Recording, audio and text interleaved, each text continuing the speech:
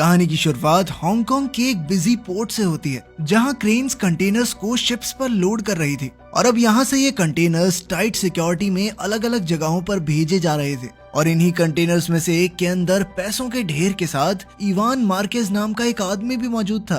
कुछ security checks के बाद वो कंटेनर से बाहर आ गया। असल में ये कंटेनर स्पेन से हांगकांग $1.5 मिलियन के साथ शिप किया गया था और नोटों की गिनती होने के बाद इवान को कुरियर के तौर पर 3% का कमीशन मिलने वाला था, जो होगा लगभग 380 करोड़ रुपए। कुछ साल पहले हम इवान को एक बड़े होटल के सामने फरारी में आते हुए देखते हैं, लेकिन वो सिर्फ वैले पार्किंग का काम करता था। इसके बाद इवान बारिश में भीगता हुआ वापस अपने घर पहुंचा, जहां उसने अपनी माँ को अपनी आज की कमाई दिखाई। उसकी माँ पैसे देखकर काफी खुश थी, लेकिन साथ ही उसने कहा कि अपने पिता के साथ भी थोड़ा समय बिता लिया कर, वो तुझे बहुत याद करते हैं। इवान एक मिडिल क्लास परिवार का नौजवान था जो अपनी जिंदगी में कामयाब होना चाहता था। एक वक्त था जब इवान अपने पिता को अपना हीरो मानता था और वो कभी भी उस दिन को नहीं भूल सकता जब वो अपने पिता के साथ एक शादी का बैंकेट हॉल खोलने के लिए लोन मांगने गया था। उनका बिजनेस शुरुआत में तो काफी अच्छा चला और उनका परिवार खूब नोट छाप रहा था, लेकिन फिर देश में इकोनॉमिक क्राइसिस आने की वजह से उसके पिता का बिजनेस ठप पड़ गया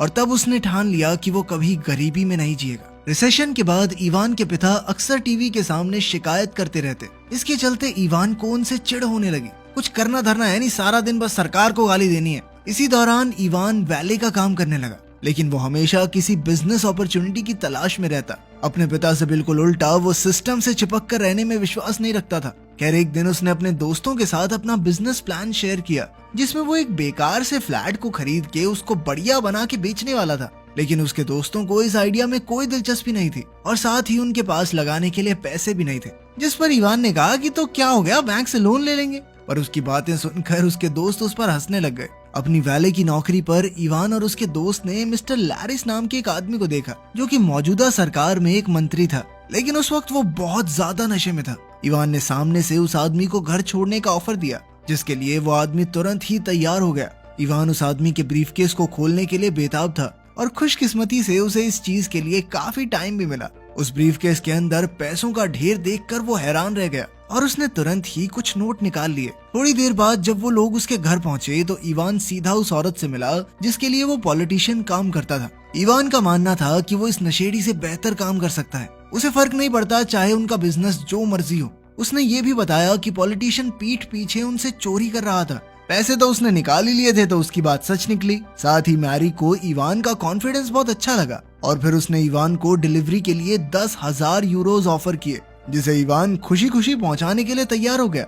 अगले दिन इवान ने फ्रांसिस्को नाम के एक आदमी को घोड़ा डिलीवर किया, जिसने अपनी बेटी लेटिसिया के बर्थडे के लिए उसे खरीदा था। सवाल करने पर इवान ने उसे बताया कि ये उसकी मैरी के लिए पहली डिलीवरी है। बातचीत के दौरान पता चला कि फ्रांसिस्को और इवान दोनों एक ही शहर से हैं। उसे फ्रांसिस्को की कहानी पता चली कि कैसे वो एक मामूली सी फोटोकॉपी शॉप में काम करता था, फिर धीरे धीरे कुछ बड़े लोगों से हाथ मिलाकर वो आज यहाँ तक पहुँच गया है। अब इवान को फ्रांसिस्को से मैरी के लिए कैश का ब्रीफकेस डिलीवर करना था, लेकिन ये काम इतना आसान नहीं था। रास्ते में इवान को पुलिस ने रोक लिया और कुछ ही पलों में पुलिस को ब्रीफकेस में भरा कैश भी मिल गया। अपने आप को बचाने के लिए इवान ने झूठ कह दिया कि अभी अभी मैं घर बेच के आ रहा हूँ, ये पैसा उससे मिला मुझे। लेकिन पुलिस वालों ने उसके इस झूठ को बड़ी ही आसानी से पकड़ लिया और गुस्से में उन्होंने उसका सर गाड़ी पर दे मारा। अपने आप को मुसीबत में देखकर इवान ने पूरे कॉन्फिडेंस में कहा कि मैं तुम्हारे बॉस को जानता हूँ, फोन करूँ क्या उसे, मिलाऊं क्या कॉल। जिसके बाद पुलिस वालों ने उसे छोड़ दिया।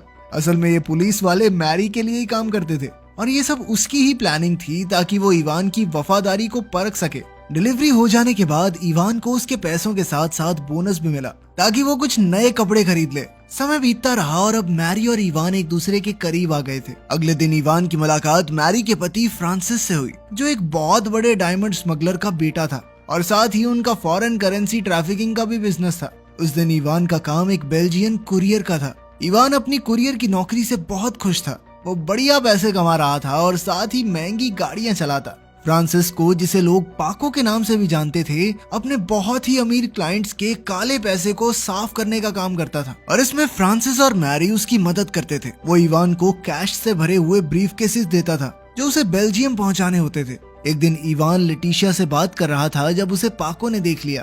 पाको इस बात से खुश नहीं हुआ और उसने इवान को लेटिशिया से दूर रहने को कहा। कुछ दिनों बाद इवान मैरी से एक रेस्टोरेंट में मिला जहां उसने बताया कि बेल्जियम में खतरा बहुत ज्यादा बढ़ चुका है, इसीलिए उन्होंने एक दूसरे शहर जनीवा में नया पार्टनर ढूंढ लिया है। पर तभी उन दोनों की नजर एक अजीब से कपल पर पड़ी, जिन्हें देखकर इवान कहने लगा कि इस फुद्दू ने कैसे पटा ली है लड़की। जिस पर मैरी ने जवाब दिया कि इसके ब्रीफकेस में जो है ना, उससे सब कुछ हो सकता है। इवान अभी भी मैरी के साथ बिजनेस करना चाहता था, क्योंकि अभी वो इस पूरे खेल के बारे में और सीखना चाहता है। इसके बाद वो लोग एक बिल्डिंग में पहुंचे जहां उनकी मुलाकात मिस्टर स्टूल से हुई। वो भी मैरी का एक बिजनेस पार्टनर था, जिसने काले पैसे को साफ करने का बढ़िया सिस्टम बनाया हुआ था, और वो भी इसके लिए 3% ही कमीशन लेता था। कुछ देर बाद अपनी माँ से बात करते हुए इवान ने उसी आदमी को टीवी पर देखा जिसकी वो सुंदर सी गर्लफ्रेंड थी। टीवी पर इवान ने उसकी पत्नी को भी देखा और वो समझ गया कि रेस्टोरेंट वाली लड़की से इसका अफेयर चल रहा है। इवान शांति से उसके वापस आने का इंतजार करता है ताकि उसके कमरे में कैमरास इंस्टॉल करके उसे ब्लैकमेल कर सके।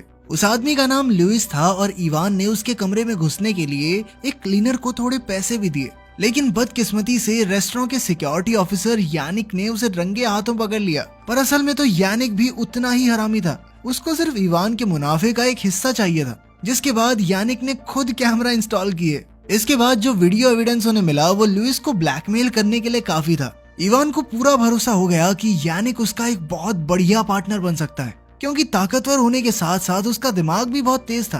काम खत्म होने के बाद उन दोनों ने मस्त पार्टी करते हुए रात बिताई। इसके बाद इवान ने मैरी से मिलकर उसे बताया कि काफी समय से उसकी माँ उससे मिलने की जिद कर रही है। मैरी ने तुरंत ही कह दिया कि भाई कोई बात नहीं, जितने दिन की छुट्टी चाहिए ले ले, क्योंकि उसके मुताबिक परिवार सबसे जरूरी है। साथ ही उसने इवान को एक घड़ी भी तोहफे में दी, क्योंकि उसका मानना था कि एक इंसान की घड़ी और जूते उसके बारे में सब कुछ बता देते हैं। इसके बाद इवान और यानिक लुइस से मिलने पहुंचे। उन्होंने उसे फुटेज दिखाकर कहा कि या तो पुलिस से बात करके अपनी इमेज खराब कर ले या फिर हमारे साथ मिलके काम कर ले। वो स्पेन से स्विट्जरलैंड तक पैसे ले जाना चाहते थे और साथ ही वो लुइस के शहर में भी एक ब्रांच खोलना चाहते थे, जिसके लिए उन्हें लुइस की जरूरत तो थी।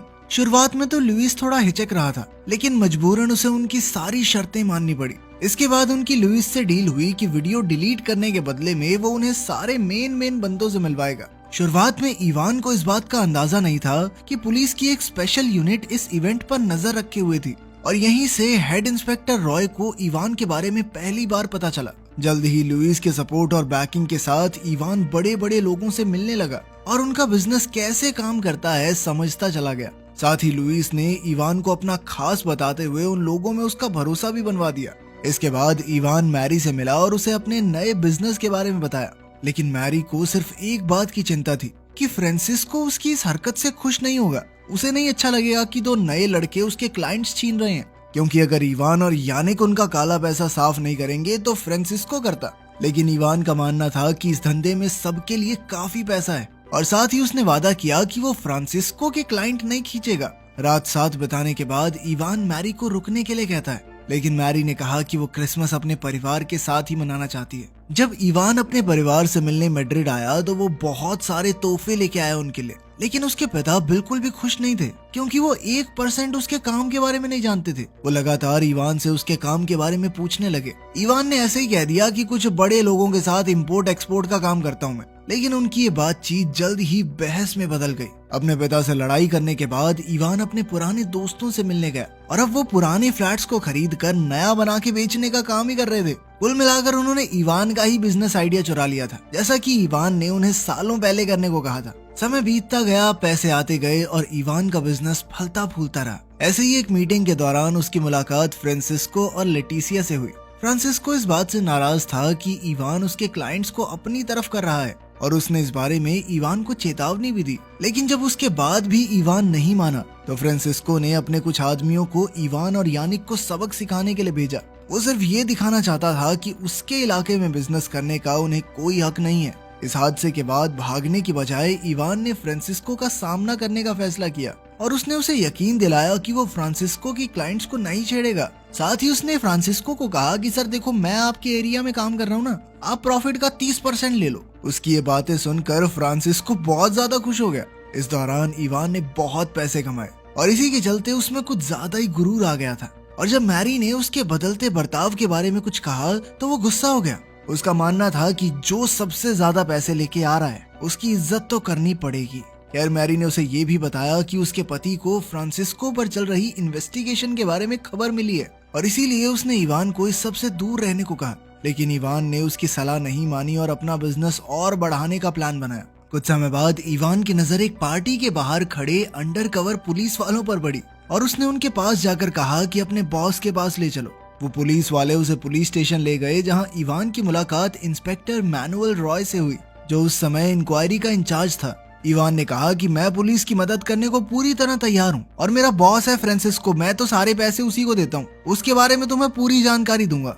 लेकिन इसके बदले में उसने अपने लिए पूरी सेफ्टी और प्रोटेक्शन की मांग की और उसने अपने प्रॉफिट का 30% फ्रांसिस्को को देने का वादा भी इसीलिए किया था ताकि वो बाद में उसे फंसवा सके। लेकिन अब उसे एक ऐसे सबूत की जरूरत थी जिससे ये साबित हो जाए कि उसने पुलिस को फ्रांसिस्को के बारे में नहीं बताया, और इसीलिए वो लेटिसिया को पेरिस ले गया, जहां एक हफ्ते के लिए उसने लेटिसिया की हर एक डिमांड पूरी की। वो लेटिसिया के साथ प्यार का नाटक सिर्फ इसलिए कर रहा था कि किसी को उस पर शक ना हो और वो कह सके कि मैं तो अपनी गर्लफ्रेंड के साथ बाहर गया हुआ था, मुझे क्या पता। खैर कुछ दिन बाद जब लेटिसिया ने टीवी पर अपने पिता के जेल जाने के बारे में सुना तो वो तुरंत ही मैड्रिड वापस जाने के लिए तैयार हो गई। लेकिन उसे इस बात का बिल्कुल अंदाजा नहीं था कि इवान ही उसके पिता की गिरफ्तारी का जिम्मेदार है। लेकिन जब इवान शहर में वापस आया तो लेटिसिया ने उसे अजनबी लड़कियों के साथ सोते हुए पकड़ लिया, जिससे वो समझ गई कि इवान ने उसके साथ प्यार का झूठा नाटक किया था। फ्रांसिस्को के जेल जाने के बाद इवान ने सबको कहा कि जब तक वो छूट कर नहीं आता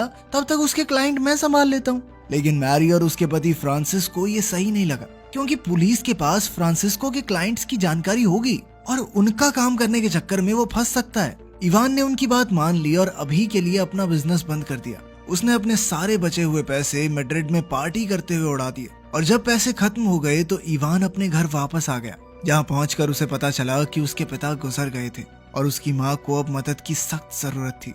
अपने घर लौटने के बाद भी वो नए बिजनेस आइडियाज के बारे में सोचता रहा और आखिरकार उसे चाइनीज माफिया के बारे में पता चला। इवान ने लुइस से याओ मिंग के बारे में जानकारी ली। मिंग यहाँ से लोगों का काला पैसा चाइना तक पहुँचाता था, लेकिन वो पुराने घिसे पिटे तरीकों का इस्तेमाल करते और अक्सर पकड़े भी जाते। इसके बाद इवान मैरी से मिलने के लिए पहुंचा और उससे याओ मिंग के साथ डील करने के बारे में बातें करने लगा। लेकिन सबसे बड़ी दिक्कत तो ये थी कि अब स्विट्जरलैंड में पैसा ले जाना या वहाँ से निकालना इम्पॉसिबल सा हो गया था। ऊपर से उनके क्लाइंट कैश में पैसा मांगते थे। इवान के पास इसके लिए एक सोल्यूशन था। उसने कहा कि स्विट्जरलैंड में फंसे हुए पैसों को याओ के चाइनीज अकाउंट में भेज देते हैं और बदले में याओ हमें स्पेन में कैश दे देगा। दोनों ही पार्टियों को ये आइडिया बहुत पसंद आया और वो इसके लिए तुरंत तैयार हो गए। इधर मैरी और इवान अपनी नई डील की खुशियां मना ही रहे थे कि तभी फ्रांसिस्को अचानक उनकी टेबल पर पहुंच गया। लेटिसिया को धोखा देने के बाद फ्रांसिस्को को पता चल गया था कि इवान ने ही उसके खिलाफ पुलिस को खबर दी थी, पर उसने जज को पैसे खिला के अपना केस डिसमिस करवा लिया और अब वो किसी भी हाल में इवान से बदला लेना चाहता था। साथ ही उन्हें ये भी पता चला कि उनके लिए काम करने वाली एक सॉफ्टवेयर इंजीनियर ने स्विस बैंक अकाउंट्स की लिस्ट लीक कर दी है, जिसके बाद स्टूल और फ्रांसिस बचे हुए पैसे लेकर भाग गए थे। अब इवान और मैरी तुरंत समझ गए कि वो बहुत बड़ी मुसीबत में है, क्योंकि उनके तो ज्यादातर क्लाइंट उस लिस्ट में थे।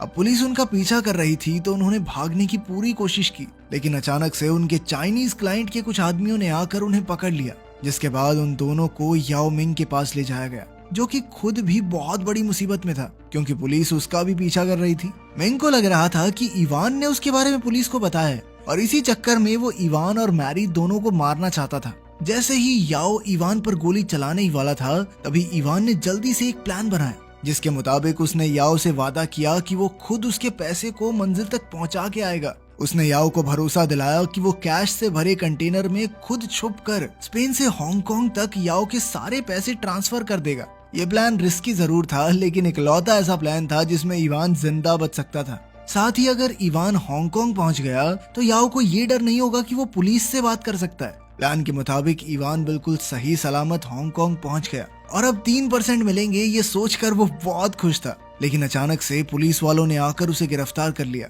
जिसके बाद उसे वापस स्पेन भेज दिया गया। और अब वो जानता था कि उसके लिए सिर्फ एक ही उम्मीद है कि उसे एक अच्छा लॉयर मिल जाए जो उसकी सजा कम करवा दे, क्योंकि सजा होनी तो पक्की है। लेकिन उसके वकील ने उसे बताया कि कम से कम 15 साल की जेल तो पक्की है भाई तुझे, जिस वजह से इवान ने पुलिस इंस्पेक्टर को रिश्वत देने की कोशिश की, पर बदकिस्मती से वो पुलिस वाला बिकाऊ नहीं था। इसके बाद इवान को पता चला कि असल में मैरी ने अपनी जान बचाने के लिए पुलिस को उसके बारे में बताया था, जिस वजह से उसे हांगकांग में पकड़ लिया गया। इवान समझ सकता था कि उसने अपनी जान बचाने के लिए ऐसा किया और अगर शायद मैं भी उसकी जगह होता तो ऐसा ही करता। बाद में याओ मिंग भी पुलिस के हाथ लग गया। आखिर में इवान जेल जाने वाला होता है, जहां उसे आखिरकार अपने पिता की बात सही लगती है और एक इंटरव्यू में वो कबूल करता है कि पैसे लोगों के सर चढ़ जाते हैं और उसके साथ भी कुछ ऐसा ही हुआ था। वीडियो पसंद आई तो लाइक कर देना, चैनल को सब्सक्राइब कर लेना। मिलते हैं अगली वीडियो में।